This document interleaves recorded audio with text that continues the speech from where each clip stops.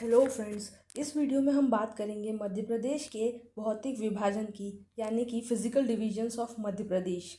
ये जो वीडियो है ये एमपीपीएससी की जो प्रीलिम्स होने वाली है 19th को, उसके लिए एक रिवीजन वीडियो है।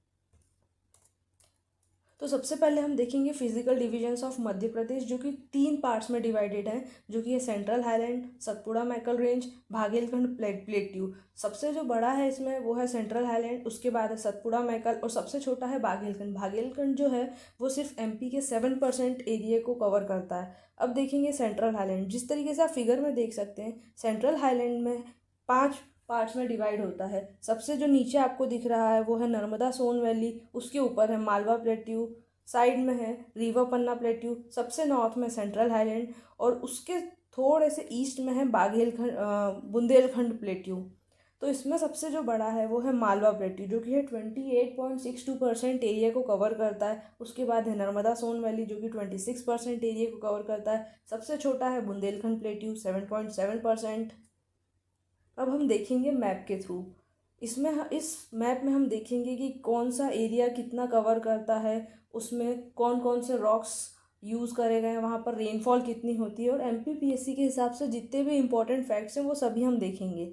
सबसे पहले हम देखते हैं नर्मदा सोन वैली। नर्मदा सोन वैली जो है वो 26% एरिया कवर करती है मध्य प्रदेश का। और ये जो नर्मदा सोन वैली है ये है जो सेंट्रल रिफ्ट वैली में फ़्लो करती है। उसके ऊपर हम देखेंगे मालवा प्लेट्यू। मालवा प्लेट्यू जो है उसका कंपोजिशन कुछ इस प्रकार है कि ये बेसाल्टिक रॉक से बना है, जो कि डिकन ट्रैप के हैं। ये 28.62% एरिया कवर करता है मध्य प्रदेश का। उसके ऊपर है मध्य भारत प्लेट्यू, जिसे मध्य भारत पठार भी कहते हैं। ये कुडप्पा और विंध्यन रॉक्स से मिलकर बना है। एमपी का 10.68% एरिया कवर करता है। उसके बाद हम देखेंगे बुंदेलखंड प्लेट्यू। बुंदेलखंड प्लेट्यू जो है वो 7.7% एरिया कवर करता है। ये बुंदेलखंड ग्रेनाइट और जेनेसिस रॉक्स से मिलकर के बना हुआ है। उसके नीचे है बाघेलखंड प्लेट्यू और सतपुड़ा मैकल रेंज, जिसे हम नेक्स्ट स्लाइड में देखेंगे अच्छे से। इस वीडियो में इस मैप में आप देख सकते हैं, सबसे पहले हम देखेंगे सतपुड़ा मैकल रेंज। सतपुड़ा मैकल रेंज जो है इसमें बहुत सारी पर्वत श्रेणी है जो आपको याद रखनी है। सबसे ईस्टर्न में जो है वो है मैकल पर्वत श्रेणी, उसके बाद है महादेव रेंज, उसके थोड़े वेस्ट में है ग्वालीगढ़, और सबसे जो वेस्टर्न जो पर्वत श्रेणी है वो है राजपीपला। राजपीपला और ग्वालीगढ़ के बीच में एक बुरहानपुर दर्रा है, जिसे बुरहानपुर पास भी बोलते हैं। ये नॉर्थ एमपी और साउथ एमपी को कनेक्ट करता है। उसके बाद हम देखेंगे बाघेलखंड का पठार। बाघेलखंड का पठार सबसे छोटा है, 7% एरिया कवर करता है। गोंडवाना रॉक्स से बना हुआ है। विंध्यन ग्रेनाइट रॉक्स भी यहाँ पर मिलते हैं। और यहाँ पर एक जगह है अमरकंटक करके, जहाँ से 3 रिवर्स का ओरिजिन होता है, जो है सोन, जोहिला और नर्मदा। अभी नर्मदा के ऊपर मैंने कुछ इंपॉर्टेंट फैक्ट्स रखे हैं। ये एमपी की सबसे बड़ी रिवर है, लेकिन इंडिया की 5th लार्जेस्ट रिवर है। ये सेंट्रल रिफ्ट वैली से फ्लो होती है। ये जो है नर्मदा रिवर ईस्टर्न साइड में बहुत ही नैरो है और वेस्टर्न साइड गुजरात जाते जाते बहुत ही वाइडर एरिया कवर करती है। अब हम देखेंगे नर्मदा सोन घाटी। नर्मदा सोन घाटी 26% एरिया कवर करती है। यहाँ की जो रेनफॉल है 50 to 150 सेंटीमीटर होती है। उसके बाद अब हम देखेंगे रीवा पन्ना प्लेट्यू। रीवा पन्ना प्लेट्यू जो है कडप्पा रॉक्स और विंध्यन रॉक्स से मिलकर के बनी हुई है। यहाँ पे जो रेनफॉल होती है वो 125 सेंटीमीटर होती है। यहाँ की जो इम्पोर्टेंट रिवर्स है वो है टोन्स, केन, सोन आदि। उसके बाद इसमें कुछ बचा है हमारे मैप में, तो वो है मालवा का पठार। मालवा का पठार की खास बात ये कि ये सबसे बड़ा है एरिया वाइज। यहाँ पे रेनफॉल होती है 75 to 125 सेंटीमीटर। ये बेसाल्टिक रॉक से बना हुआ है, डिकन ट्रैप के। यहाँ पर ब्लैक सॉइल पाई जाती है। यहाँ की जो इम्पोर्टेंट रिवर्स हैं वो है काली सिंध, बेटवा और शिप्रा। फिर है मध्य भारत का पठार। यहाँ पर एक बात बताना भूल गई थी मैं, यहाँ पे एलुवियल सॉइल्स यहाँ पर पाई जाती हैं, जो कि एग्रीकल्चर के लिए बहुत अच्छी होती है। यहाँ पर खेती बहुत अच्छे से होती है।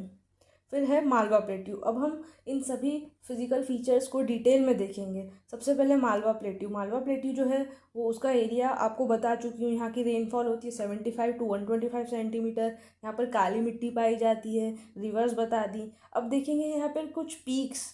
सबसे जो हाईएस्ट पीक है वो है सिगार पीक, जो कि साउथ महू में है। इनकी कितनी हाइट है वो भी आपको याद रखना, जैसे 881 मीटर्स, ये डायरेक्ट क्वेश्चन भी आ सकता है। फिर है धजारी, जो कि ये धार में साउथ ऑफ झोपला, झोपला के साउथ में झोपला करके एक गांव है, और ये है 810 मीटर की। फिर है जनापाव, जनापाव तो आप सबको पता ही है, महू में। फिर है मध्य भारत पठार, इसे चंबल सेमी ह्यूमिड जोन भी कहते हैं। इसका एरिया 10.68% है, एमपी का कवर करती है। यहाँ पर रेनफॉल होती है 75 सेंटीमीटर्स। रिवर जो है चंबल, कूनो और सिंध। फिर है रीवा पन्ना प्लेट्यू। आप मैप में देख सकते हैं जो डार्क पोर्शन है वो है रीवा पन्ना प्लेट्यू। इसे अलग ही दर्शाया गया हुआ है। यहाँ पर रेनफॉल होती है 125 सेंटीमीटर। यहाँ पे रिवर्स जो फ्लो होती हैं वो है तमसा और बिहार। फिर है नर्मदा सोन वैली। नर्मदा सोन वैली का मैंने आपको बोला था ईस्टर्न पार्ट बहुत ही नैरो होता है, सकरा होता है। वेस्टर्न पार्ट जो है वो बहुत ही वाइडर होता है, मतलब बहुत ही चौड़ा होता है। यहाँ की रिवर्स है नर्मदा, सोन, ताप्ती और तवा। ये जो एरिया है ये 26% एमपी का कवर करता है। फिर आता है बुंदेलखंड प्लेट्यू। बुंदेलखंड प्लेट्यू जो है वो सिर्फ एमपी में नहीं, यूपी को के भी कुछ हिस्सों को कवर करता है, लेकिन हमें सिर्फ एमपी का देखना है। अब देखेंगे यहाँ का एरिया 7.7% ये एरिया कवर करता है मध्य प्रदेश का। इसका जो कंपोजिशन है वो बुंदेलखंड ग्रेनाइट और जेनेसिस रॉक्स से मिलकर के बना हुआ है। यहाँ पर जो इम्पोर्टेंट रिवर्स है वो है बेटवा, केन एंड सिंध।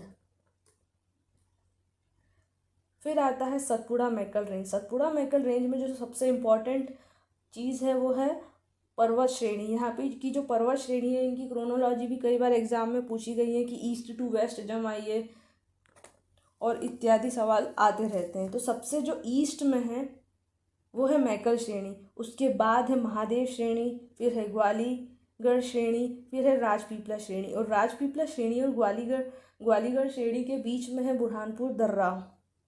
ये आपको याद रखना है। ये है नर्मदा सोन वैली के साउथ में है। यहाँ की हाईएस्ट पीक है धूपगढ़, आप सबको पता होगा। यहाँ का जो क्लाइमेट है वो है मॉडरेट कॉन्टिनेंटल। यहाँ पे ब्लैक और लेटराइट सॉइल पाई जाती है। यहाँ की रिवर्स के बारे में मैं बता चुकी हूँ। कंपोजिशन देख लीजिए, यहाँ पे डेक्कन ट्रैप और धारवाड़ रॉक्स मिलते हैं। इसका जो स्लोप है साउथ में थोड़ा शार्प है और नॉर्मल है नॉर्थ में। फिर आता है बाघेलखंड प्लेट्यू। बाघेलखंड प्लेट्यू बहुत ही कम एरिया को कवर करता है, एमपी के सिर्फ 7% एरिया को कवर करता है। यहाँ पर एक जगह है अमरकंटक करके, वहाँ से 3 नदी एक साथ ओरिजिन होती हैं, सोन, जोहिला और नर्मदा। इसका जो कंपोजिशन है वो गोंडवाना रॉक्स और विंध्यन ग्रेनाइट रॉक्स से मिलकर के बना हुआ है। Thank you so much for watching. अगर आपको ये वीडियो अच्छा लगा है तो प्लीज़ इस वीडियो को लाइक कीजिए, शेयर कीजिए, सब्सक्राइब कीजिए। धन्यवाद।